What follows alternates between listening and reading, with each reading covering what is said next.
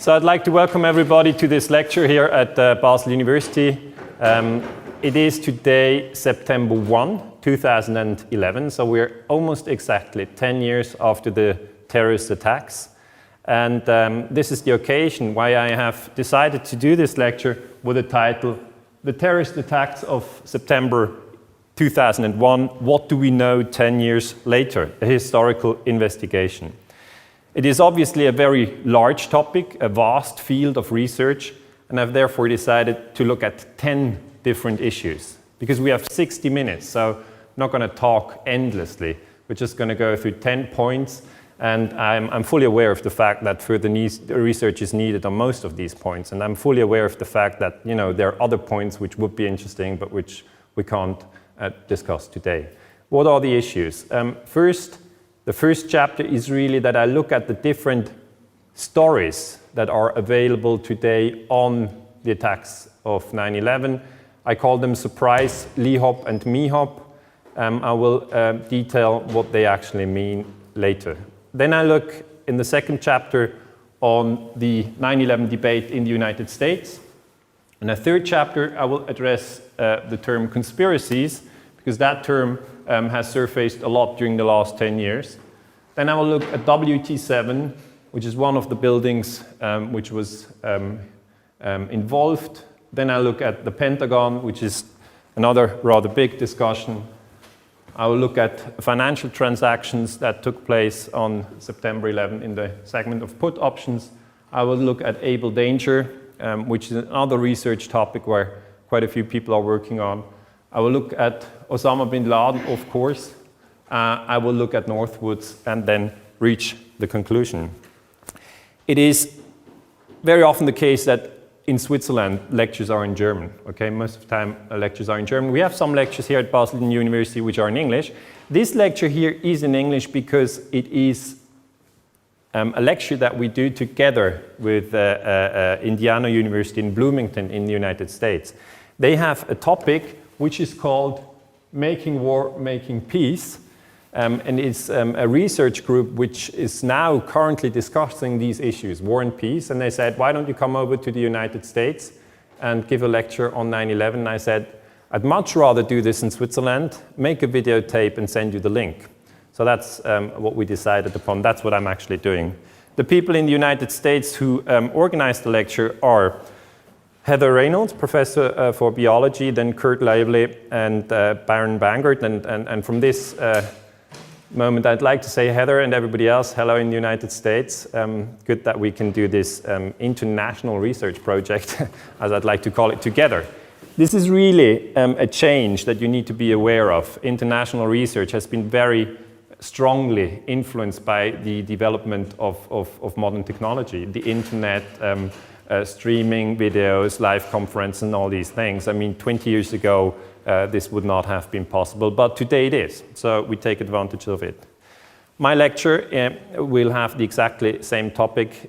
It will be shown in the US, I think, in October. So we're a little bit earlier here in Switzerland, and so to give you the overview again of the international framework, we're here in Switzerland. For everybody else in the United States, that's where we are. We're in Basel. Basel is in the corner where Switzerland and Germany and France meet. It's a German-speaking part of Switzerland. Switzerland is a small country with 7 million inhabitants. And the United States, obviously, over here, and Indiana University is here in the state of Indiana. Okay, let's go into the debate of 9/11. On that day, most people watch television. And they made up their mind what happened on that day. And they had, a gut feeling what was happening. And they got information from the American government, from the Bush administration. Then later they read in the newspaper information on 9/11. Some then watched videos, and others started to look at the issue at the internet and further bought maybe DVDs and whatever. So you have a lot of different stories circulating on the topic of 9/11. And I'm a historian, and you must know that in the end, history is written by historians.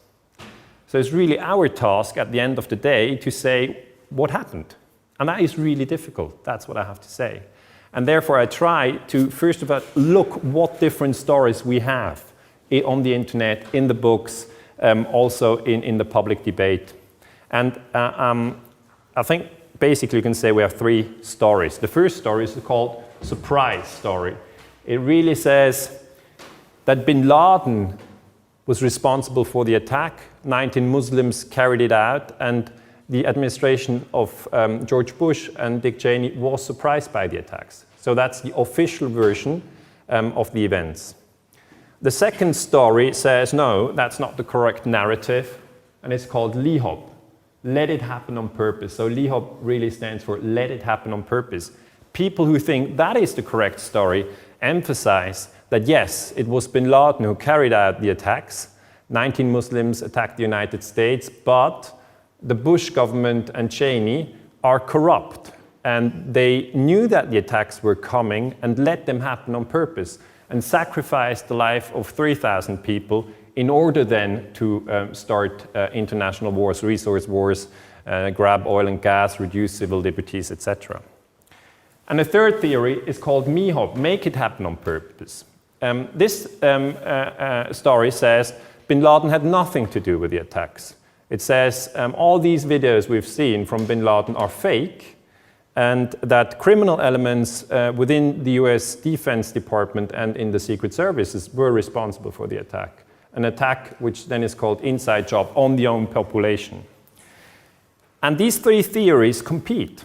Okay, they cannot be true at the same time. That's the most important thing to realize. From a logical point of view, you completely and easily recognize that not all three theories can be right at the same time. It's either the one or the other or the third. And I personally don't know which of the three is correct.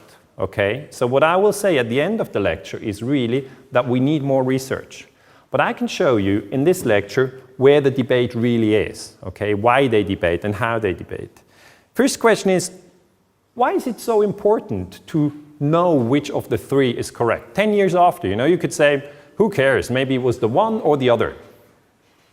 It is very important, I'm very strongly convinced, because peace research must tackle the issue of 9/11. What is peace research? Peace research is not an established doctrine at Basel University or many other universities. You can't go there and say, I'd like to have a master or a bachelor or a doctorate degree in peace research. You can't do that.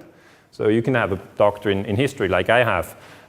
But historians are very interested in questions of war and peace. And generally, if we look at 9/11, we obviously see it has to do a lot with international peace and war events. So those people who are interested in the promotion of peace, and there's a lot of people on the globe, believe me, they are interested to know what happened on 9/11. Furthermore, 9/11 is important because right after 9/11, that's only 3 weeks after 9/11, we had the start of the war in Afghanistan. The war in Afghanistan started on October 7, 2001.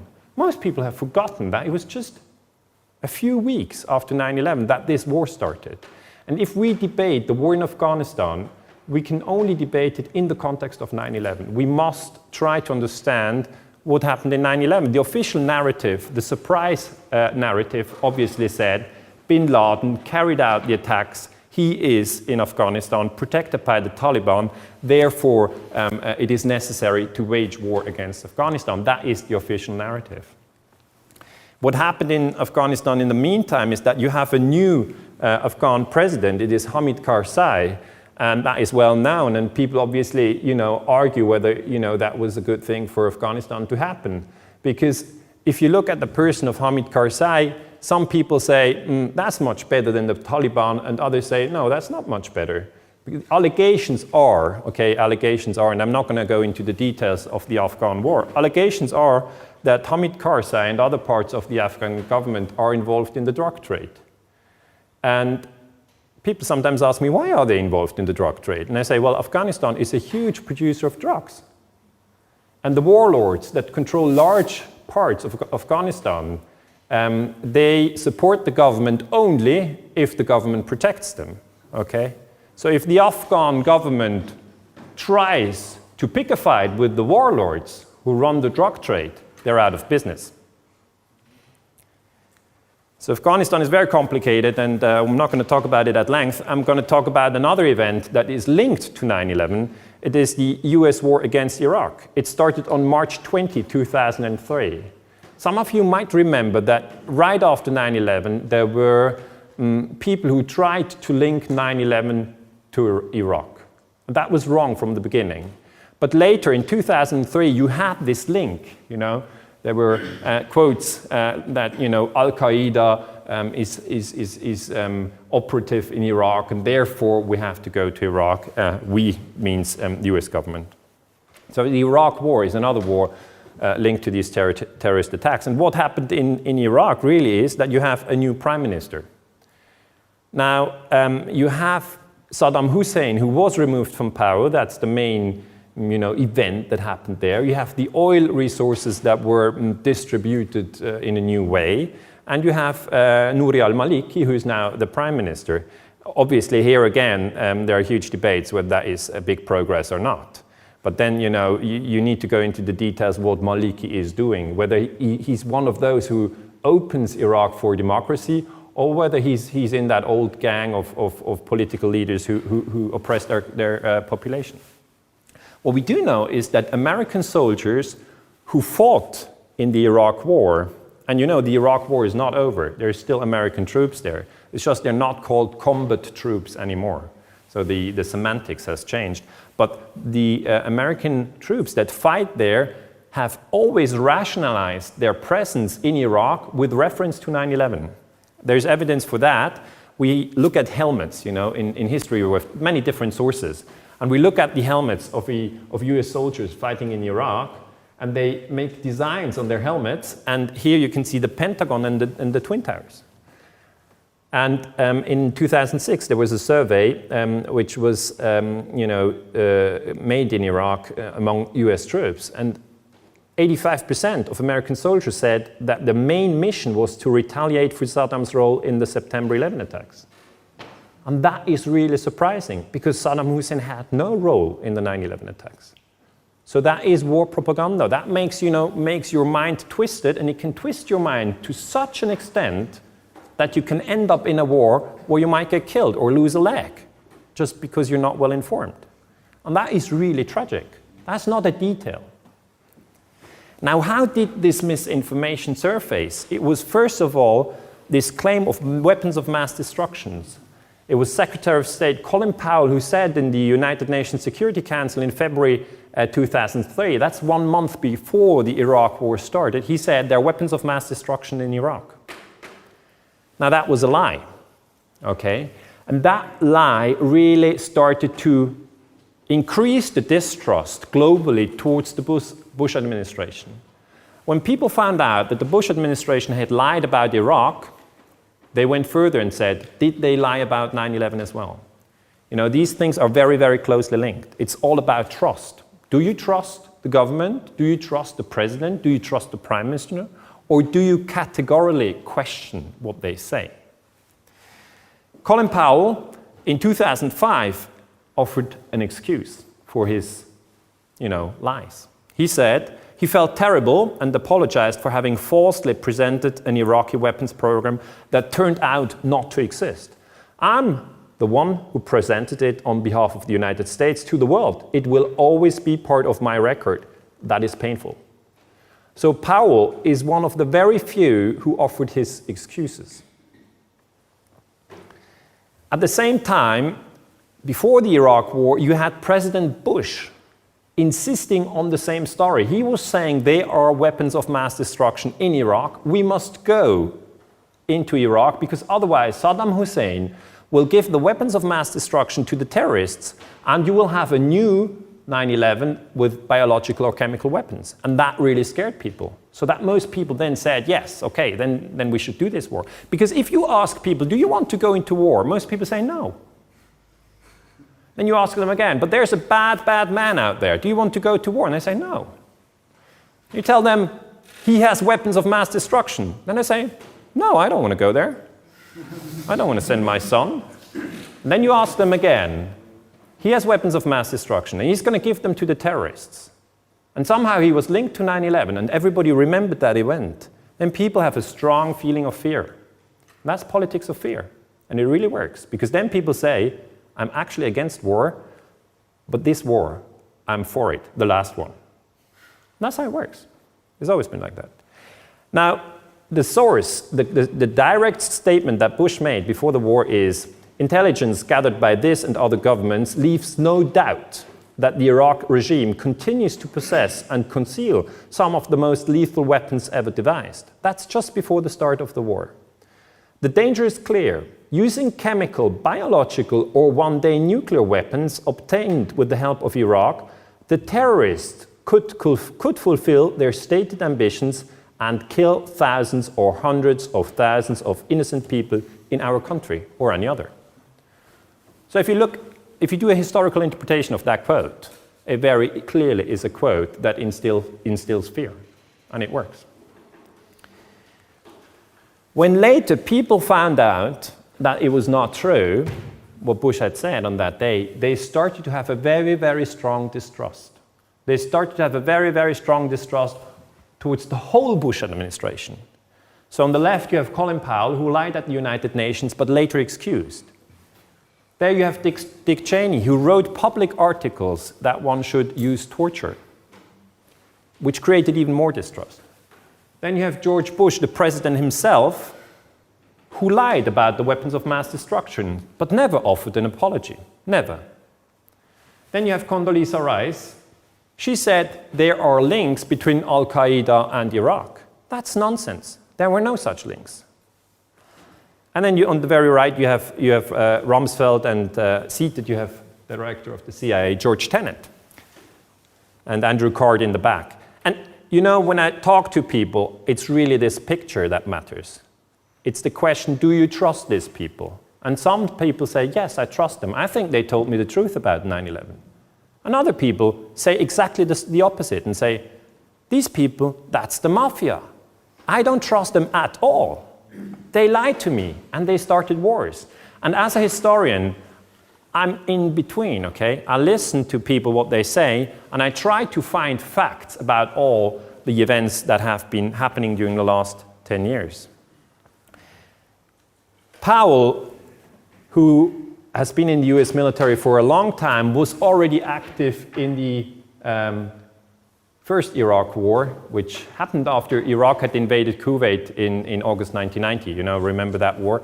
And then he knew the situation very well. And he said in 2005 that he had never seen evidence to suggest a connection between the attacks of September 11 and the regime of Saddam Hussein.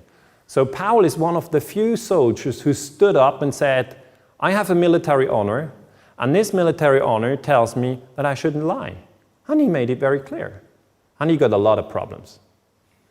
But he made it clear there's no link between 9/11 and Iraq.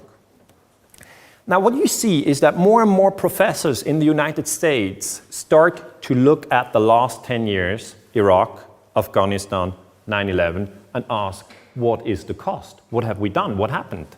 For instance, Catherine Lutz, she's an anthropologist. Now, you see this, people come from all different corners. Some are professors for biology, others are professors for anthropology, others are historians like me. So it's really, the scientists, it's not just one group, it's from different branches. And she says, after 10 years of war, it really is imperative to know how much we paid for these wars, and the cost is staggering. She's not questioning 9/11, she's more looking at Iraq and Afghanistan. Her colleague, Netta Crawford, she is doing political science, she tried to find out how many people were killed and how much money was spent during the last 10 years. Not only on September 11, but if you take together Iraq and Afghanistan and everything. And she comes to 225,000 killed, at least, probably more. And to more than $3 trillion spent. So that shows you it really is an important issue. We're not talking about details. If you compare this, we just now had in Europe this terrible attack in Norway, you know, where one person killed many, but he killed less than 100 people, okay? I'm not saying it's not important to research the Oslo terrorist incident. That's an important research field. But just if you look at the figures, you have to say that 100 dead on the one hand and 225,000 dead, on the other hand, make it very imperative that we get some clarity on what happened during the last 10 years. And you have, suffering on all sides. First of all, you have American soldiers. This is a memorial ceremony in 2010 in Afghanistan. It's just the soldiers who are there and who are very sad because their brothers in arms get shot, they get maimed, they have their arms torn away, and they don't even know exactly why they are in Afghanistan. So that makes it very, very hard for their families to live in this complicated world that we all live in. And furthermore, you have the victims, the civilian victims in Iraq and in Afghanistan. I brought a picture from Samar Hassan. She's the most famous victim of the war in Iraq. That is a picture where Samar Hassan is 12 years old. And she's now in Mosul in Iraq. And she looks at a picture where she was 5 years old. Okay? She looks at the picture in this computer. It happens to be a similar computer that I have. But fact is that global communication, runs all across these computers. I'm now going to show you a picture, and if you don't want to see it, look away, because there's blood on it, okay? There's blood on it because it's the picture taken when Samar Hassan was 5 years old, and her parents had just been killed by US soldiers in Iraq. And this is the first time she's seen the picture. That was published in the New York Times in May 2011, so it's rather new. And this is the original picture, which is coming now, which just shows you the pain of war.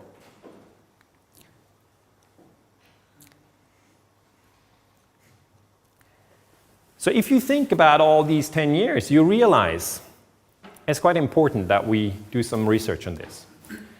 A further issue, which some people don't realize, is that NATO invocated Article 5 for the first time in history after 9/11.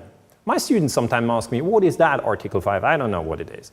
Now, NATO has been constructed during the Cold War as an alliance where if one member is attacked, everybody is attacked. Okay, that was the system. And we all thought, as historians, that it might be the Soviet Union who attacks Germany. And then everybody, also the US and Canada, would be involved in the war, and then you would have a war between Moscow and Washington.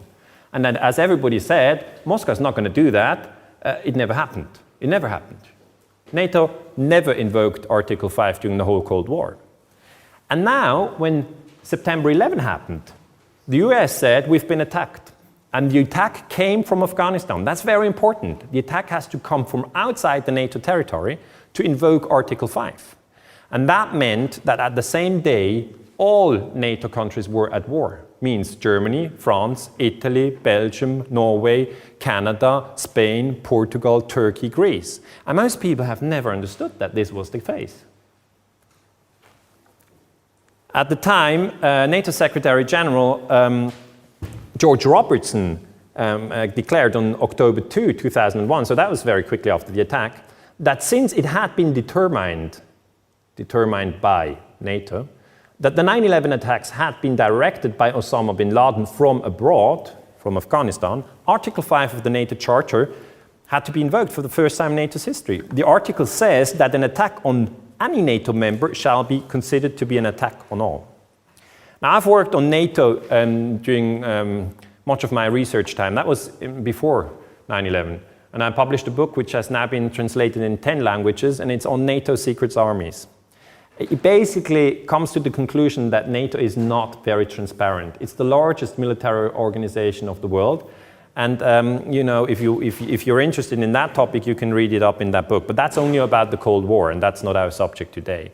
But I want to make it very clear that most researchers never expected 9/11 to lead to an activation of NATO, and that was the case. So what we faced here today with is a debate on what really happened on 9/11. It's this surprise Lee-hop-me-hop debate, and we are, as researchers, torn to this side, torn to that side, and it's really difficult. Who is the most prominent advocate of the surprise story? The surprise story is it was bin Laden who surprised the United States. The most prominent advocate is George Bush. The United States and our allies are authorized to use force in ridding Iraq of weapons of mass destruction. Saddam Hussein and his sons must leave Iraq within 48 hours. Their refusal to do so will result in military conflict, commenced at a time of our choosing. For their own safety, all foreign nationals, including journalists and inspectors, should leave Iraq immediately. And you know, the problem is, when we look at sources, then we always check, is that source trustworthy? And the problem with George Bush is that he lied about the Iraq War. So his trustworthiness is reduced. He's still an important source because he's the president. Then you have other people, the 9/11 widows. These are the women who lost their children, their husband, who lost people in these attacks on the terrorists on 9/11. And they are very active. They pushed for a 9/11 investigation. It's only actually thanks to the 9/11 widows and that they stood up and said, we want to have more clarity on what happened, that we had a 9/11 commission who investigated the attacks. The 9/11 commission was presided by Thomas Keane and Lee Hamilton. That's Thomas Keane and that's Lee Hamilton. And they presented their 9/11 commission report in 2004 in the summer. So for historians, that was the most important book because that was the official story. But the important thing to notice is that these two gentlemen were appointed by Bush, okay? So it was not an independent investigation. It was not Congress that investigated 9/11. It was selected people, former governors, former members of Congress that investigated the attacks. And at the time when this investigation was carried out, one member of the 9/11 Commission said, this is not a good investigation. It has no solid access to documents. And he resigned from the commission. He said, this is not good. It's not quality research. Who is that? It is Max Cleland. He's a Vietnam War veteran. He lost both legs and one arm in the Vietnam War. And he was later a senator for Georgia, and he was in that commission. And he said, I cannot look any American in the eye, especially family members of the victims, and say that the 9/11 Commission had full access. The 9/11 Commission is now compromised. So he stepped down. He said, we didn't get the documents. We didn't get Cheney and Bush to testify under oath in public. We didn't get that.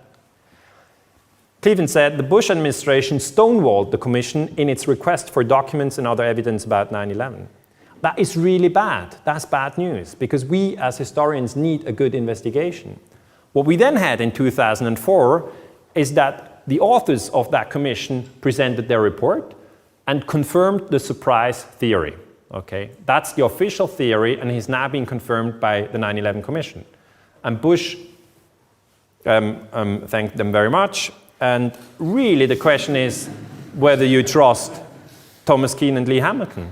It's again a question of whether you trust them. That's really the question. If as a historian you have to make up your mind, you have to always find out whom do you trust. Furthermore, they didn't write the report themselves. It was a professor. His name is Philip Zelikow. He wrote the book. It's a book of 560 pages, so it's a really thick book, and I read it with my students. They had to read it. And most people never read the 9/11 Commission report. But Philip Zelikow wrote the whole book, and he says surprise is the correct description of what happened on 9/11. Okay. But that's not the only story that you have in the United States. You have other people who completely disagree and say the 9/11 Commission report is worth nothing. Now, who are these people? There's a professor, David Ray Griffin. He's a retired professor, so he's no longer at university. You know, that's sometimes helpful because obviously there's a lot of pressure. If you research 9/11 at university, you can lose your job, it's true. So retired US professor David Ray Griffin is a professor of philosophy of religion, okay? You know, that's not the first thing you think of if you think of somebody who'd researched 9/11. And he says 9/11 was not surprise, it was MIHOP, make it happen on purpose. So he argues that the American government orchestrated the attacks. He's not saying the American people. That's a huge difference. There's 300 million people living in America, and he's saying there's a corrupt elite, and they were involved in the attacks. He was dismissed in the beginning as somebody who's just crazy. But then he wrote 10 books. He started to write books about 9/11 in 2004. Then he added another one in 2005. Then in 2007. Then in 2008. Then in 9. In 9 he even wrote 2. And then in 2010 another one. And now the newest one is coming out in September 2011.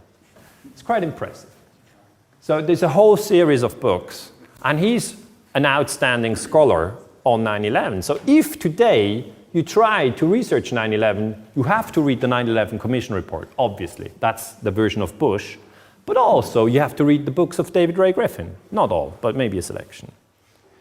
And he says, he believes that the US government orchestrated the attacks. The goal would be to get control of the world's oil and establish a new doctrine of preemptive warfare. That was a difficult sell before 9/11. So he really says, before 9/11, it would not have been possible to start preemptive wars. A preemptive war is a war that you engage in without having been attacked.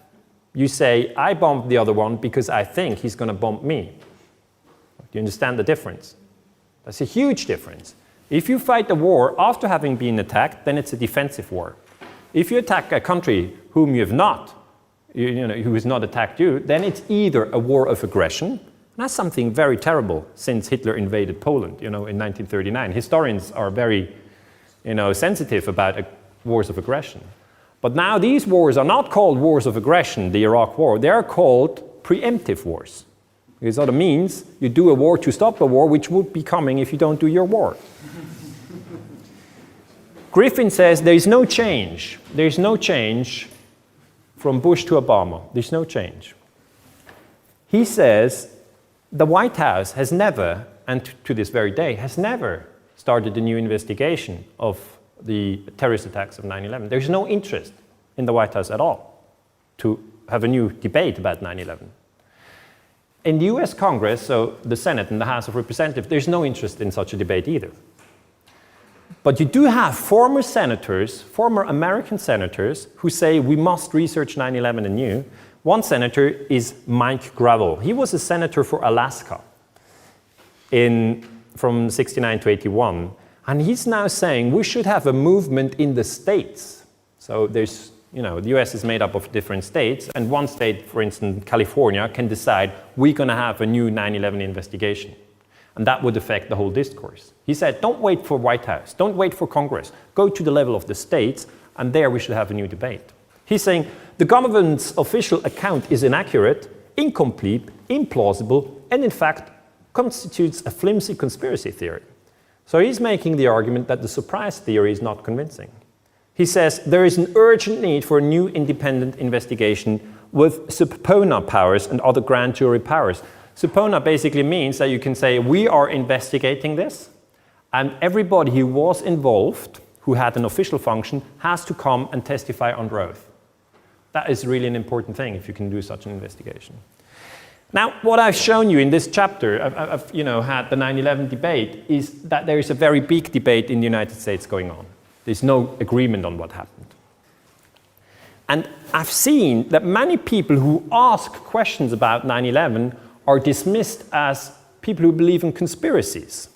And that is then, put in a way that people suggest conspiracies are nonsense. That's what you see. And as historians, I'm obviously aware that sometimes you have conspiracies. For instance, when Fidel Castro and Nikita Khrushchev decided to put nuclear missiles into Cuba, they didn't tell Kennedy before, okay? That's the conspiracy, to agree silently. If two people agree in silence, that's a conspiracy. Or when the CIA overthrows Salvador Allende on September 11, but 1973, it was a conspiracy. They didn't call Salvador Allende first. Later you had Pinochet installed in Chile. So yes, there are conspiracies. Not everything is a conspiracy, but sometimes you have conspiracies. When the French Secret Service sank the Rainbow Warrior in 1985, they bombed the ship because Greenpeace was protesting against French atomic tests in the Pacific. So Greenpeace was also always going there with the ship, so the French couldn't have their atomic testing. They just sank the ship with a bomb. That's terrorism. But it's state terrorism. It's the Secret Service who carries it out, and this is the photographer who died on the boat. He wasn't informed of it, okay? So it's a conspiracy. Or the Iran-Contra affair in 1986. You had Oliver North, who was involved, and others, who sent money to the Contras, which they had earned from selling arms to Iran. And at the time, Congress had said the United States cannot sell arms to Iran. And then the White House ran away and secretly did it and used the money to fund the Contras in Nicaragua. That was a conspiracy. Or if you take the Watergate break-in, it's a very interesting conspiracy. Nixon, here to the left, and Haldeman, his chief of staff, Nixon, ordered this break-in in the Watergate complex, and then later, a week after the break-in, Haldeman told Nixon in the White House, we now have the records. It always takes a long time until the historians have the records, but we have them. The democratic break-in thing, we're back to the in the problem area because the FBI is not under control, Haldeman says, and then Nixon instructs to use the CIA to obstruct the FBI. So the White House sometimes uses the different services to obstruct each other, and they say, Nixon said, play it tough. That's the way they play it, and that's the way we're going to play. So that was a conspiracy. Nixon later had to resign. And if you take Bernard Madoff in 2008, it's a recent conspiracy, he told people, you give me your money, and I'm going to give you a lot of money. Okay, that was the idea. And he always said, I'm a great investor. But what he really did, he just, faked everything. It was a Ponzi scheme. He took the money from the new investors and paid interest to the others, but he had no real investment. And the lady who did all, the fake reports was Annette Bongiorno. Somebody says that's a hell of a secretary because she, copied everything and mixed it. But there you go. I mean, it was a conspiracy between Madoff and Bongiorno. And it doesn't make sense to say there are no conspiracies. The question is, on 9/11, how many people were involved? If it's just one person, you can't have a conspiracy. But if you assume that it was just one person who, with the first plane, flew into the Twin Tower, and then walked down, and then took a second plane and flew into the second tower, it's not possible. One person cannot do it. So you have at least two persons involved. And that means, from a scientific perspective, that it is a conspiracy. The question is, who are the conspirators? It can be the group of Muslims, then it's the surprise theory, or it can be somebody else. And that's really what you have to look at. In the detailed investigation of 9/11, the debate has always focused on the Twin Towers. These are the Twin Towers. Everybody has seen a plane fly in the building, then this exploded, and the second fly in that building, and then these buildings went down. So for most people, 9/11 is plane, building. That's the essence. But there's a third building which collapsed on that day. When people saw the Twin Towers, they were in shock, okay? That's the important thing. Terror means fear. As you can see, they actually watched the Twin Towers being hit. There's a huge fear effect. But if you look at the whole World Trade Center complex, you see there's the Twin Tower, these are the Twin Towers, WTC-1, WTC, they were hit by a plane and they went down. But here's the third tower, and it was not hit by a plane. But it went down on 9/11. In 7 seconds. So obviously, people then ask, what does the 9/11 Commission report say about WT7? Because that's a crucial question. How do they explain the collapse of a building which has not been hit by a plane? They don't even mention the building. Okay? And that's really a very serious problem. I mean, if the 9/11 Commission report doesn't get the number of buildings right, yeah, you're laughing, but it's serious, It's very serious. The activation of NATO is based on the 9/11 Commission report. The surprise theory is based on the 9/11 Commission report. But the 9/11 Commission report doesn't get the number of buildings right. So WT7 before 9/11 and after 9/11. Flat. If you look at the different buildings, you see these are the Twin Towers. They're much higher, and that's WT7. It's smaller. It's not that high. And the New York Times at the time said, that's really a mystery. WT7 is a mystery. They said, until now, the collapse of 7 World Trade Center has stood as one of the outstanding mysteries of the September 11 attack. And since before then, no modern steel-reinforced high-rise in the United States had ever collapsed in a fire. And that's true for the entire world. They don't go down in a fire. But the Bush administration claimed that this fire brought the building down. Now, WT7, to my personal understanding, is the most important question in the whole 9/11 debate. And it's being discussed across the globe. I'm not sure whether you surf the internet a lot, but maybe if you do, you've maybe been on this webpage recently. That's a Japanese parliamentarian. His name is Yukihisa Fujita. And he presented in the Japanese parliament the collapse of WT7. That was in 2008. Showed everybody in the Japanese parliament that WT7 collapsed. And people were surprised because most parliamentarians in Japan didn't know it. But here we're back to the fact that 9/11 happens in a period where we have the internet, where everybody has YouTube, where everybody has laptops, where everybody has cameras and is filming. You know, this is a completely different framework. You have to be aware of this information revolution which is taking place. And as we are here in Switzerland, I want to bring you a building which is very high so you can compare it to the World Trade Center. Here in Switzerland, we don't have high buildings. We all know that. But the highest building is now in Zurich. They just finished it. It's called the Prime Tower. It's 135 meters high. Now realize that the World Trade Center 7 is 170 meters high. So it's higher than the Prime Tower. And for us in Switzerland, that's quite a thing. Okay? So that's why we can never say WT7 is just a minor issue. It would be the biggest building in Switzerland. So what I did is I went, when I was working at the Center for Security Studies at the ETH in Zurich, I went to other professors and asked them, how does that building come down? And then one colleague said, I think there's a high probability that WT7 has been brought down by controlled demolition.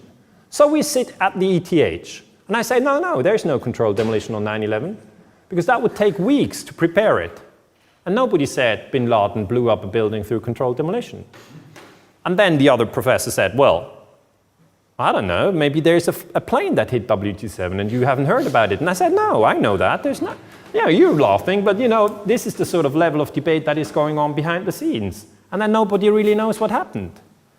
What we now have is a new web page in Switzerland. It's just been online for a few weeks. It's called 9/11 untersuchen, investigate 9/11. And a few people come forward. I've also signed it. And it basically is a petition to say we need more data. We need more data. Too many things are unclear. In 2002, we had a report by the Federal Emergency Management Agency, FEMA. It was called World Trade Center Building Performance Studies. And the FEMA said, the specifics of the fires in WT7 and how they caused the building to collapse remain unknown. Okay? So they said, yes, there was a fire, but we don't know how the fire could bring the building down. In the same report, you have a list of the tenants who were in the World Trade Center number 7, because people were interested. Who was in that building? And that list shows you that you had on floor 25, the Department of Defense and the Central Intelligence Agency. So this was a high security building. It was part of the defense community. And those who distrust the Bush administration and those who think it was MIHOP, 9/11 was MIHOP, you know, they come to me and say, it's very clear, it was all done from WT7, that was the control room for 9/11, and they just blew it up. And I say, do you really believe that? And I say, yes. And I say, okay, I take a note, now look at it. And then I go home and I look at the data and I say, I don't know who was in that building on that day and what they did, but I know that the building collapsed. So what I'm saying is that we need more investigation on why it collapsed. The National Institute for Standards and Technology said in a report published in 2008 that WT7 collapsed because of fires. It did not collapse from explosives. He explicitly said it did not collapse because of explosives. Why did he say that? Because at the time, and still today, many people say that was brought down by controlled demolition. And that is now the argument, either fire or either controlled demolition. And that is very, very difficult to argue what the truth is. Because we really need the iron beams, but we don't have them. The iron frame of the building, that would help. But, you know, it has been recycled. There's no access to this primary data. Now, Richard Gage comes forward and says, the NIST report, okay, that's the NIST report, published in 2008. Now, Richard Gage is a professor, he's an architect, and he's founded the movement Architects for 9/11 Truth and Engineers. So there's 1,500 architects in the US who say, we don't believe the story. And you have to understand, people sometimes come to me and say, well, we heard the Bush version and then we heard nothing. If somebody has doubts, he would have raised his voice. We don't hear from Richard Gage in the Swiss newspaper. But if you don't hear it, then it's a question of how good is your information structure, your newspaper, your television, whatever. And it's not the point that nobody's saying anything, it's just it doesn't reach you. So the interesting question is really, we should ask the man who owned the World Trade Center. We should ask him what happened on that day. And the man is Larry Silverstein. He leased the World Trade Center on July 24, 2001, just shortly before the attacks. Then he signed insurance policies with 24 insurance companies for a total of $3.5 billion. And then he received $4.5 billion after WT 1, 2, 3, 4, 5, 6, 7, that's the whole thing, was destroyed. So he's really the man to ask. He's in the middle of all this. And he said this on television, I remember getting a call from the fire department commander telling me that they were not sure they were gonna be able to contain the fire. And I said, we've had such terrible loss of life, maybe the smartest thing to do is to pull it. And they made that decision to pull, and we watched the building collapse. So really here the argument is, what did he mean with to pull it? Did he mean to bring it down with controlled demolition, or did he mean something else? So later he said, no, I didn't mean controlled demolition. I meant to pull the firemen out of the building. But then semantics, professors for linguistics came and said, it never refers to people. So you have a huge debate. Yeah, you're not smiling, but it's really complicated. If you go into the detail, you realize 9/11 investigation is complicated. We have now firemen who say there were explosives. What happened? There was an explosion. We was in the lobby and the third explosion, the whole lobby collapsed on us. What was it like? What was it like? Horrible. The whole building just collapsed on us inside the lobby. Was that a secondary explosion? Yes, it was. That was Yeah, definitely a secondary explosion. Because we was inside waiting to go upstairs, and on the way upstairs, the whole fucking plane blew, and it just collapsed on everybody inside the lobby. Similar to the first tower coming down, secondary. I don't know about the first one, but I know the second one was terrible. Then there was a third one too after that one. Explosion after that. That's right. Everybody was inside the building, waiting to go upstairs, and they just let loose. Everything just let loose inside the building. So what you tell me is that there was a plane or whatever hit the building, then a secondary explosion. It was like 3 explosions after that. We came in after the fire. We came when the fire was going on already. We was in the staging area inside the building, waiting to go upstairs. Then it exploded. Then the whole lobby collapsed on the lobby inside. And is this mayhem after that? Everybody tried to make their way out. A lot of people was trapped inside and everything. In the Brooklyn Navy Yard across from Brooklyn. We watched the first explosion. As we're watching the buildings, I saw a black, very large airplane fly right into the second building. Came out of the south, right in front of our eyes. Just, it was so surreal, like a movie set. We were in the building for the third one, collapse, and I was on this drive here for the other one. People don't understand. There may be more. Any one of these fucking buildings can blow up.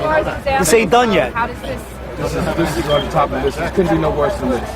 Couldn't be nothing no more worse than this. You're in the building trying to help people, and it's exploding on you inside the building. So these people come forward and say, yes, there were explosives. Bang, bang. We don't know what to do with it.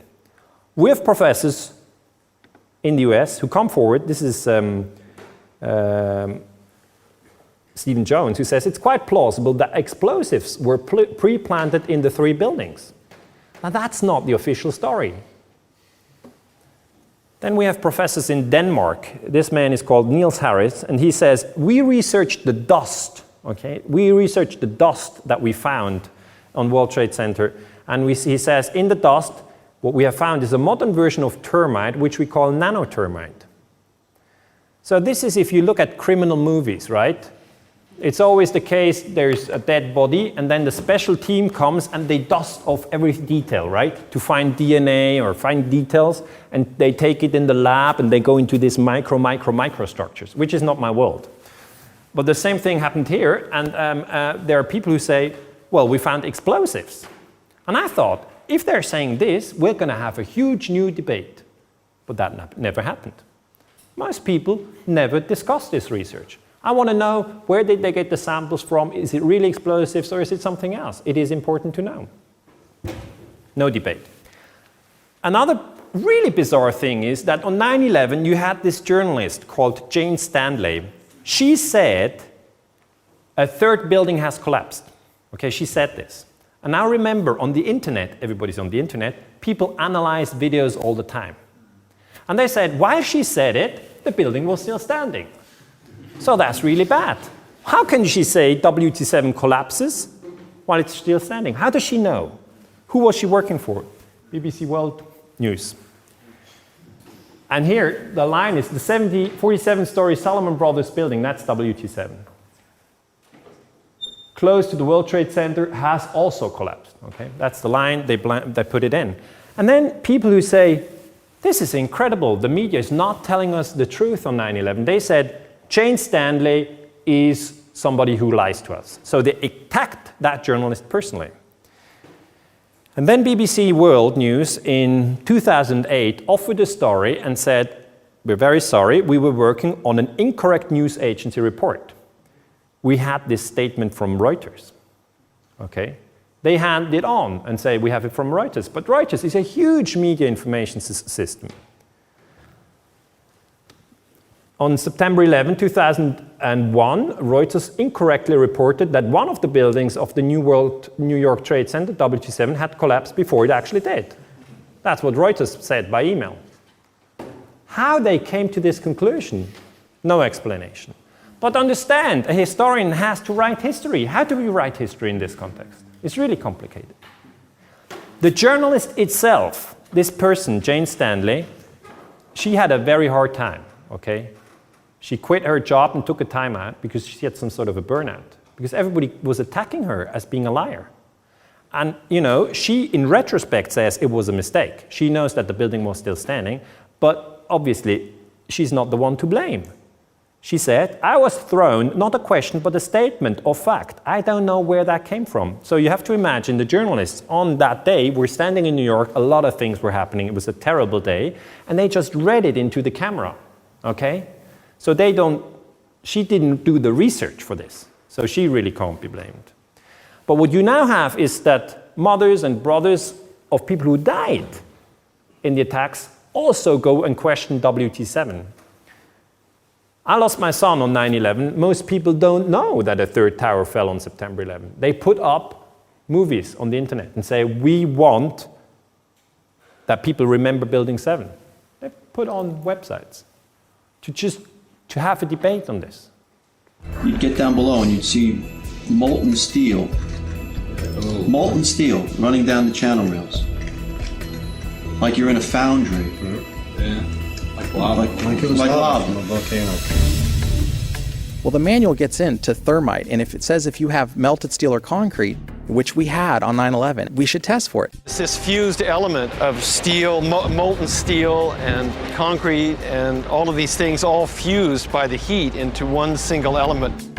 We're asking for an investigation that follows national standards. There's no excuse to not test for this. If terrorists use explosives in 93, why didn't we test for them? If all these witnesses heard explosions, why aren't we testing for them? NIST concedes that they found no evidence for explosives. So then we asked them, well, did you look? And they said, no, we did not look for explosives or residues of explosives. So the preconceived notion of NIST is that there's no evidence for explosives, and so there's no point in looking. That is the most unscientific thing that you can possibly think of, not to look because you don't expect to find evidence, and in fact the evidence is overwhelming. They state these conclusions for which there's virtually no evidence, and then they ignore conclusions that can be drawn from the evidence. The Freedom of Information Act request to NIST was denied with the claim that releasing this data might jeopardize public safety. How could it possibly jeopardize public safety? The destruction of evidence was a criminal act in itself.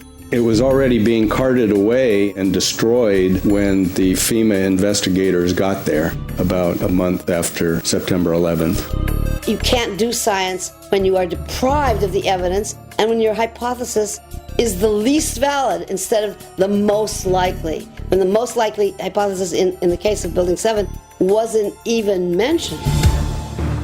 This is not science. The scientific forensic evidence, ignored by NIST, but carefully reviewed by teams of technical professionals, corroborates the hypothesis of explosive controlled demolition. We've traveled to 21 foreign countries and 32 American cities, bringing this evidence to the attention of the public. And we're backed by 9/11 family members and other concerned citizens who are calling for an independent, unbiased investigation. I'm a family member trying to find out the answers to the murder of 3,000 plus people. The bottom line is that it needs to be investigated properly. Okay, we come to chapter 5. Chapter 5 basically says the Pentagon is the other side where we have to look at. Now, the important thing for you to notice is that the Pentagon is flat. It has 5 corners, that's why it's Pentagon, but it's flat. It's not like the Twin Towers high, it's flat. So the official story is that it was hit by a plane, like that. This is not a picture, this is a computer simulation to show how low the plane has to fly to hit the Pentagon. And then we have pictures of the Pentagon after it had been hit. And then people went and said, we can't see no plane here. If it hits the Pentagon, it should be here.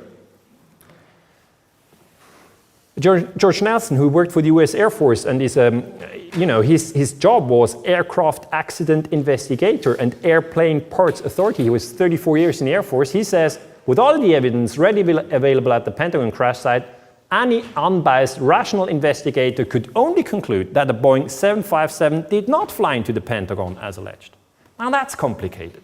Is he right or is he wrong? You know, as a historian, I have Bush who tells us that the Pentagon was hit by a plane. Then I have these people stepping out and saying, no, it was not hit by a plane.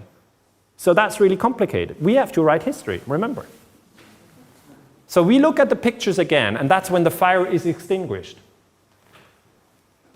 And the picture that was later shown is when part of the building collapsed, but that's half an hour later. You have to look at the data right after the Pentagon was hit, and not this picture. This is half an hour later. And you had a French journalist who, soon after the attacks, his name is Thierry Mason, said, in 2003, the Pentagon was not hit by an airplane. And that was a huge debate, you know. The 9/11, the big lie, and everybody said he's crazy. And he said, no, it was a missile, you know. The Pentagon fired a missile into the Pentagon and then said we were attacked by Osama bin Laden. That's what he basically suggested. He couldn't prove it, but he said that could be. And he said, we certainly see a hole in the Pentagon at the back of the wall. This is the entrance side, and something penetrated these different rings, and it came out here. So it has to be something very solid. And as historians, we would like to go back to the Pentagon and look at that hole. But obviously you can't do that, because it has all been reconstructed. That is in March 2002.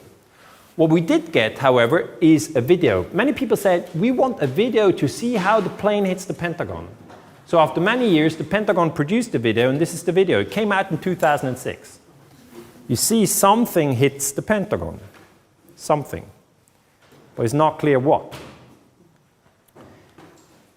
We come to Dick Cheney. He's the vice president on September 11, and he is in the White House when the Pentagon is allegedly hit by a plane. And now we have the former Minister for Transport, Norman Mineta, who was in the White House on that same day. And he says, in that moment, before the Pentagon was hit, Cheney had a strange communication with somebody I don't know, okay? And Norman Mineta went before the 9/11 Commission and said this was the communication. He said, in the White House on that morning, there was a young man who had come in and said to the vice president, the plane is 50 miles out, the plane is 30 miles out, and when it got down to the plane is 10 miles out, the young man also said to the vice president, do the orders still stand? And the vice president turned and whipped his neck around and said, of course, the orders still stand. Have you heard anything to the contrary? Now, we do not know who that young man was, and we do not know what the orders were. And the problem is, this statement was not included in the 9/11 Commission report. although it is an important statement to find out what Dick Cheney was doing on 9/11. Let me come to chapter 6, the put options. Many people don't know that on 9/11, a lot of money was made, okay? It's also about money. On the one hand, through the insurance that had to pay for the destruction of the World Trade Center. On the other hand, you had people who speculated that the shares of United Airlines and American Airlines would go down, and you can speculate on shares that can go down with put options. Those of you who don't know much about international finance don't know put options, but put option basically is a bet that a share will fall. It's nothing criminal, okay? It's happening every day. But on that specific day, you have bets on United Airlines and American Airlines. What we research is a colleague of mine, he's Professor Mark Chesney at the Institute of Banking at Zurich University. He researched whether you also have a lot of call options on that day. Call and put, call means that you speculate that the shares will go up, and put is that they go down. And you need to find out whether there's significant more put. And there's significantly more put, that's clear. And then you looked, maybe somebody was speculating that the whole airline industry will have problems. And they also speculated on Lufthansa and Singapore Airlines and whatever. But no, they only speculated on United and American. And those were the two airlines involved. So really, this is insider trading, clearly. What does the 9/11 Commission report say? It says, some unusual trading did in fact occur. The volume of put options surged in the parent companies of United Airlines on September 6 and American Airlines on September 10. Yet further investigation revealed that the trading had no connection with 9/11. A single US-based institutional investor with no conceivable ties to Al-Qaeda purchased 95% of the United Airlines puts. So they didn't investigate it any further. And that is incredible. You obviously have to investigate this further. But in the report, it is buried on page 49 in footnote 130. Who's going to find it? I find it. But most people don't even read the report. We have one congresswoman, he's Cynthia McKinney. She said in 2002 that this is not right. She said those people who dealt with unusual put options shortly before 9/11 knew enough to make millions. And it's not right to make money out of terrorist attacks. It's not right. So clearly, we need to know more.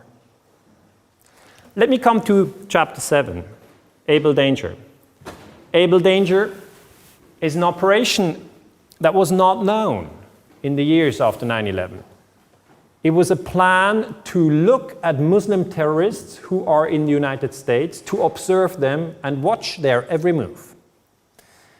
The 9/11 Commission report fails to mention that a year before the attacks, a secret Pentagon project called Able Danger had identified 4 9/11 hijackers, including leader Mohammed Atta. That was revealed in 2005 by the New York Times. Most people at that time didn't, read about 9/11. They just, went on with their daily business. But it is very important if the leading hijackers had been watched by the Pentagon, okay? Mohammed Atta flew in the North Tower, and Marwan al-Shehri allegedly flew in the South Tower, and they had all been on the watch list. So people who believe in the Lee-Hop theory, in the let it happen on theory, let it happen on purpose theory, they say Able Danger proves that those terrorists operated under the umbrella of the Pentagon. Whether that is true or not, I don't know. But you have a congressman, Kurt Weldon, who said, unbelievable, it's a cover-up of information on the largest attack in the history of the country. The 9/11 Commission did not do its job. It's time to get the facts to the American people. He said, we need new investigation into Able Danger. And he said, I can't understand that it's not in the 9/11 Commission report.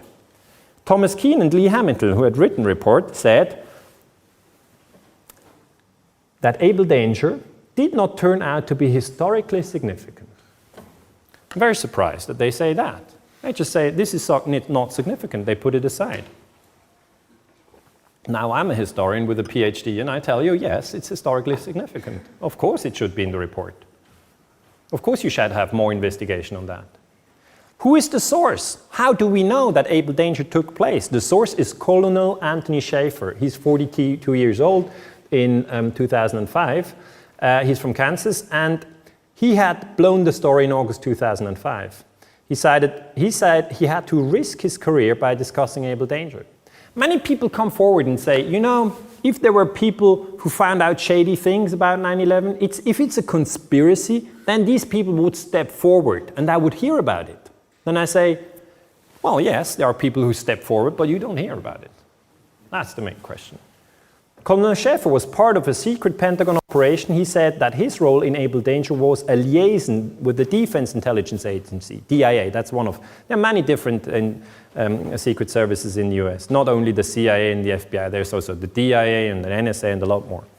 He was not involved in the details of the strategy used in Able Danger, but he said, I do believe the 9/11 Commission should have done that job, figuring out what went wrong with Able Danger. Because if they watched the terrorists, why didn't they stop them? I'm proud of my operational record, he says, and I love what I do. But there comes a time, and I believe the time for me is now, to stand for something, to stand for what is right. So he stepped up and said, we need more information on what happened on 9/11. Now, obviously, we have to talk about Osama bin Laden, okay? Because Osama bin Laden is the biggest suspect of the terrorist attack. He's the official terrorist. And we have to talk quickly about him. And we know that he is a militant Muslim. That is a fact. He was fighting the Russians in Afghanistan in the 1980s. Why? Because he was convinced that the Russians are atheists. Of course they were. They were communists. And he said, there's no atheists that should be in Afghanistan. Afghanistan is a Muslim country. Let's get them out of the country. That was his idea. At the time, the CIA funded him and cooperated with him. You have to understand that 9/11 reaches beyond the technical debate of WT7. It reaches into the debate how Christians and Muslims and other religions can coexist peacefully. That's a very interreligious debate, which is important. And you see that here you have Saudi Arabia, you have Mecca. And that's the holy place for the Muslims.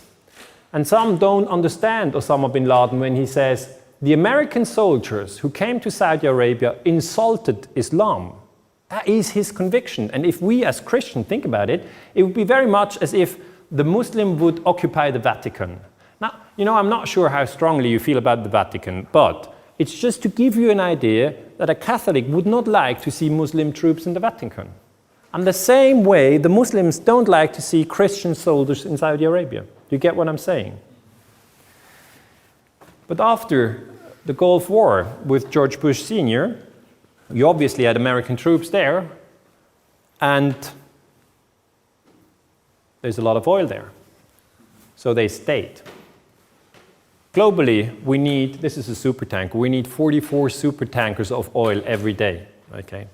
So the oil dependency of the world today is very high. And bin Laden didn't like the idea that the Americans had soldiers in Saudi Arabia. So he said in '96, US soldiers must leave Saudi Arabia as the country had been turned into an American colony. I gave advice to the Americans to withdraw their troops from Saudi Arabia. Bin Laden insisted. So I'm saying, yes, it is possible that bin Laden was involved in the terrorist attacks. I'm saying we need more research on that. But we do see that the Americans, after 9/11, did not distance themselves from the Saudi government, but continued to have very close relationship due to the oil. This is a picture taken in 2005, and you see the King of Saudi Arabia hand in hand with the American president in Texas. Students always ask, but why do they do that? I mean, according to the official story, most of the terrorists came from Saudi Arabia. Why didn't they bomb Saudi Arabia? That, you know, that's the sort of debate that you have in seminars. I say, you know, you have to look at the oil. Where is the oil? And if you look at the oil, this is the world oil reserves. It's here. That's the reserves. And that's Saudi Arabia, Iraq, and Iran. That's the biggest fields where the oil is. And if you look at world religions, and you see in this color is Christian, so North and South America is Christian, Europe is Christian except for Bosnia and Albania, southern part of Africa is Christian, Australia is Christian, China is atheist, India is Hinduism, Russia some sort of a transition period if you want, and this green area is the Muslim world, okay? Now, you don't need to be a brilliant analyst to see that the big oil is in the Muslim countries. You don't need to be brilliant to find this. And behind the scenes, obviously, you have very, very close contacts between these governments in the oil regions and the Americans and the Chinese, because the Chinese and the Americans want the oil. They really need it. Here you have Rumsfeld in 2003 debating with the Saudis what should be done next, whether they can increase the production when the US will bomb Iraq, because otherwise, they will have not enough oil production in Iraq and the oil price will go through the roof, and that would be very expensive. Now we have news that Osama bin Laden is dead. How do we hear this? On video screens, okay? May 2011, you have a video screen. Bin Laden is dead. And who is the source to confirm whether that is true or not? It's the president. Now the question is the same old question. Do you trust the president or don't you trust the president? And that really divides people. Some people trust the president and some people don't. What's the evidence? The president published pictures where they say, we are looking at a picture of how Osama bin Laden is killed, but we don't see the picture of how bin Laden is killed. What we do get as historians is a picture of the house where he allegedly was. That's in Pakistan. And we get pictures of blood on the floor, and the footage is, this is exclusive news. Just think about the quality of information that you get that is sold as exclusive news. It's very poor, because we don't see bin Laden. It could be anybody who lost blood there. Then the story goes that bin Laden was brought to the USS Carl Vinson, which is an aircraft carrier, and that then, he was already dead, they sank him in the Indian Ocean. So if anybody wants to try and test whether bin Laden is dead or not, he has to search in this area. And that's impossible. You can't do it. We as historians can't search there. It's impossible. We don't know. We can trust or not trust the president. But who told the president that bin Laden was there, dead? Leon Panetta. He's the CIA director. So the question really again is, do you trust Leon Panetta? It burns down to that question. And it's not funny. It's true. That's the question. You can also, there's another person who was involved in the killing of Osama bin Laden, and his name is William McRaven. He's an admiral, so he's a high-ranking officer, and he runs the Joint Special Operations Command. That's the Special Forces. So in the end, you have to trust the Special Forces and the Secret Service. And that makes it very difficult, because the Special Forces and the Secret Service are considered as the ones who were involved in the crime by those who think it was Lihop and Mihop. Do you understand? It really divides into different groups. So bin Laden probably is dead. Do we have anybody else? Anybody else who can confirm what happened on 9/11? Yes, we have somebody. His name is Khalid Sheikh Mohammed. He was captured in 2003 in Pakistan. He's usually called KSM because Khalid Sheikh Mohammed is a bit long. And then he was brought to Guantanamo. And he claims that he was tortured in Guantanamo. And in 2007, Khalid Sheikh Mohammed says that he was responsible for 9/11. Okay? And that bin Laden was involved in 9/11. So he's now the prime witness for the surprise story. The problem is, if he's been tortured, people say, you'd say anything under torture. It's not a valid testimony. So the US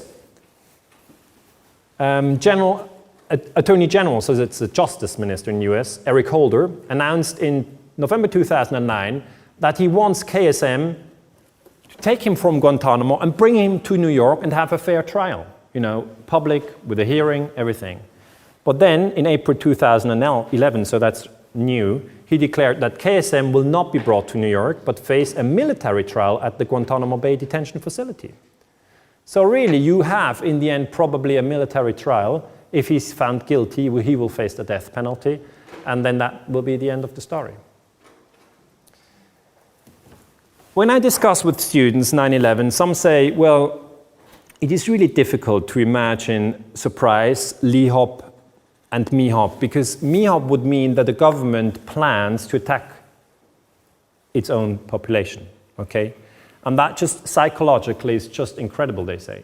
Because, we pay taxes to the government, and the government is supposed to protect us. I mean, paying taxes is already hard. But if then the government attacks its own population, is there any evidence that we have documents that this ever happened. I'm saying yes, there's one case where we have documents that the government planned to attack the population. They planned, they didn't do it. The context is back in the Cuban Missile Crisis. Remember, Eisenhower and Nixon didn't like Fidel Castro. They wanted to get rid of him. So we had the Bay of Pigs invasion in April 1961. It failed, okay? Castro is still alive, still there. But at the time, the president was very angry and he said the CIA messed it up. The Pentagon should have a new plan of how to have a war against Cuba.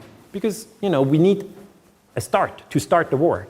And there is now an original document from 1962 and justification for US military intervention in Cuba. It was top secret for many, many years. And now it is declassified. It's a Pentagon document. And I'm just bringing this here to show you that as historians, we're very slow. Sorry for that.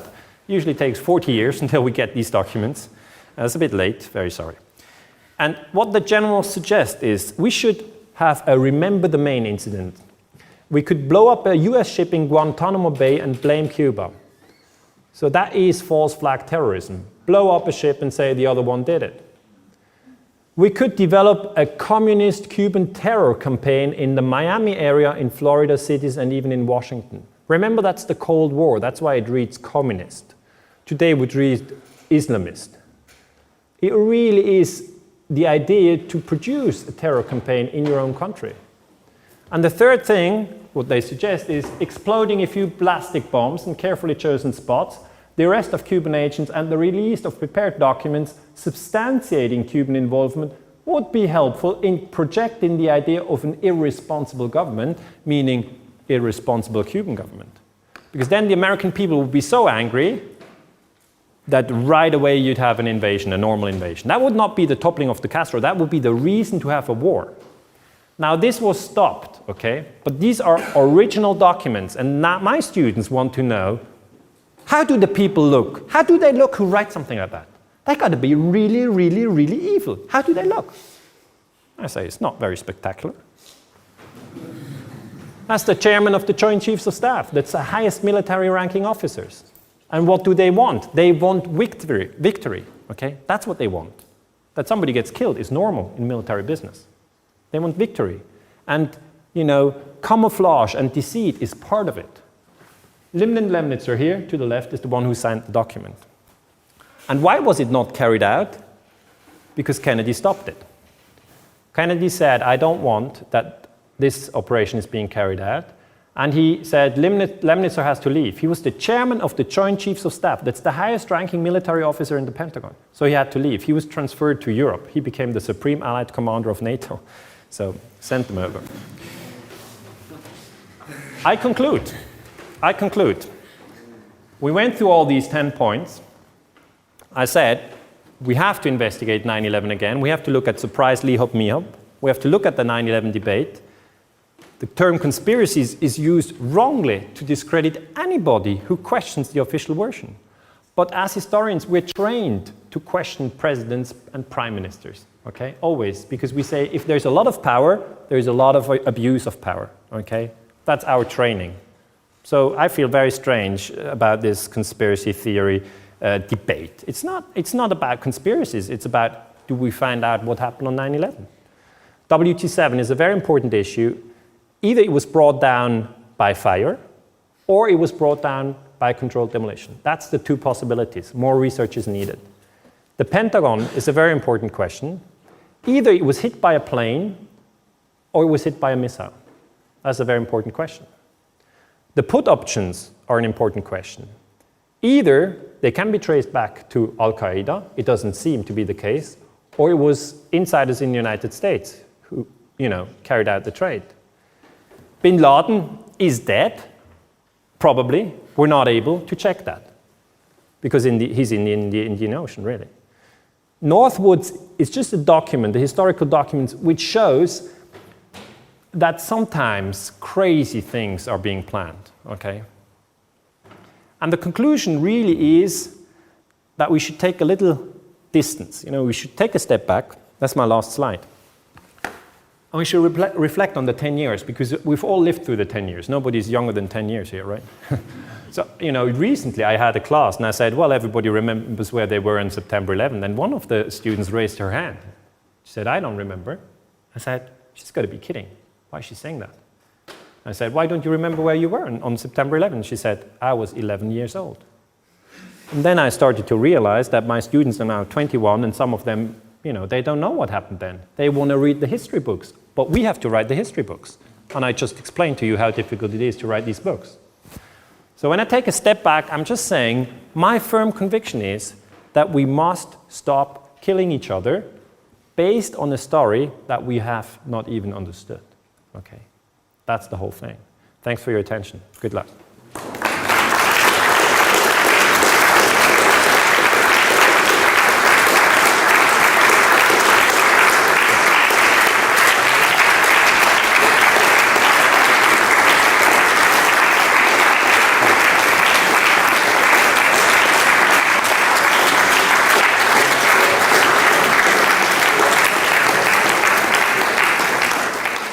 Let's do the questions right away, right? I think also we should start thinking about the whole Anthrax attack, because a very important matter in all that 9/11 story. I think we could get some answers from you. That's true. I mean, the Anthrax attack in the beginning, it was targeted at congressmen who were about to investigate what happened really on 9/11. And then they received these anthrax letters. And then people thought, well, that's Bin Laden again, he's everywhere. And people were very scared. And then after a few years, it was discovered that it was not Bin Laden, okay? It was traced back to military facilities in the United States, departments for biological and chemical warfare. And then the response was that people said, this was just a crazy man who got out of control and did this. That's at the moment the investigation. Whether that is true or not, you're absolutely right. It's an important question, and more research is needed on the Anthrax story. More questions? My question is, what is missing for the next investigation? There's the political will, which is really missing, because to do an investigation, you need American politicians to say, we want the truth. And then if they say that, they can set up a committee of independent scholars. There's a lot of very good scholars in the United States. They don't need to come to Europe.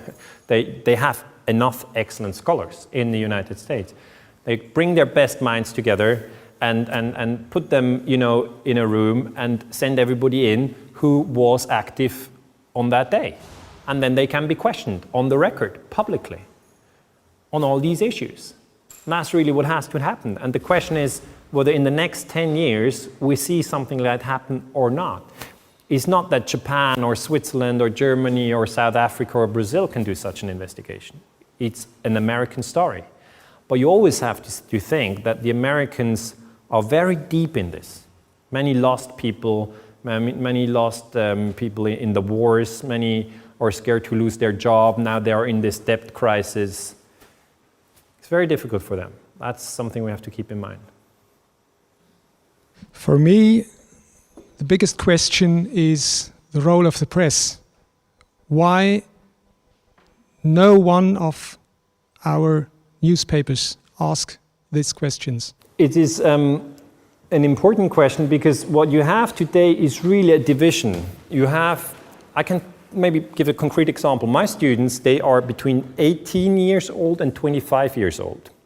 So they come to the seminar. I had a seminar at Basel University on 9/11. So 12 weeks, we were just dealing with 9/11. We were dealing with surprise, Lee-hop, me-hop, and everybody had to have, presentations, and we went to all the details. And at the end of that seminar, everybody was completely confused. They didn't know what to believe. And I say, that's pretty good, because that is a Socratic position. It's better if you say, I don't know what happened. I know that I don't know, that's a Socratic position. Whereas instead, if you say, I know what happened, it was this or that man, and therefore we should have this and that war. Okay, that's much more dangerous. So these students, most of them, use the internet. It's getting really bad. I mean, I'm saying in another context, which books have you read, on the introduction of women voting rights in Switzerland, 1971, for instance? And they say, I didn't find anything. And I say, where did you look? And they said, on Google. Okay? They don't go to libraries anymore, they just do everything on the computer. Now, if you do 9/11 on the computer only, you're likely to end up with a MeHop or a LeHop version of events. Okay? So my students come to the seminar and say, oh, it's quite clear, Cheney did this, right? And I'm like, let's discuss it. And then 3 weeks later, I meet their parents. And the parents, they read the Neue Zürcher Zeitung, or they look at the Tagesschau. And they tell me, it's quite clear that Bin Laden did it, right? I say, let's look at it. And the problem is, I talk to both groups, the student who is 20 and the parent who is 50. And the student thinks of the parent, he's going to be really stupid. He's always watching the news, and he has not realized that the good stories are not there anyway. And the parents think, from the next generation, I'm really scared. He's always on the internet until 3 in the morning, and he believes everything. He believes tomorrow the aliens will invade. And, you know, both groups are sort of right and wrong. And that really leaves me with that situation that now universities have to take over. We have to offer the ground where everybody can come and bring his story, and then we debate, because that's how we usually work. You know, if you think about cancer research, it's not that the president decides how cancer functions, but you know, you have scientists who comes together and everybody, you know, says, oh, I found this story and I've found that story and this illness developed like that, and then take the microscope and they throw a few millions in that direction, and then we have scientific progress, okay? And we now need the same in the field of 9/11, but still today many scholars are scared. I have colleagues who tell me, if you touch 9/11, you will just ruin your academic career. Why do that? And so that's the problem. We have a problem that the press is not very well informed. And we have a problem that academics, well, you know, many don't dare to speak out, or I don't know. I actually don't know what we'll see in the next 10 years. But I'm saying the situation is not the same like in the 70s. It's not the same like in the 50s, because we have the internet. It's completely different. Yeah, sorry. It's hard to say how the press works, right? I mean, this story where Reuters reports the collapse of WT7, how do they do it? I don't know.